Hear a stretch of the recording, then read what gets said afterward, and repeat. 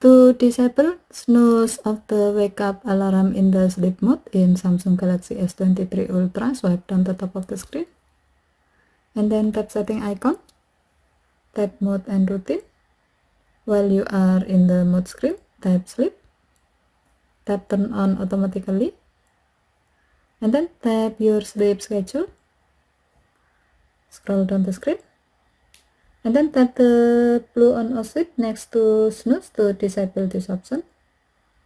When the switch turns gray, it means that this option is off.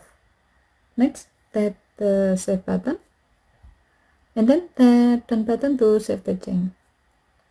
By doing this, with the snooze setting is set to off, now when the wake up alarm in the sleep mode rings, you will not be provided with the snooze option. In other words, the alarm will just ring once. Okay, thank you for watching. Have a nice day.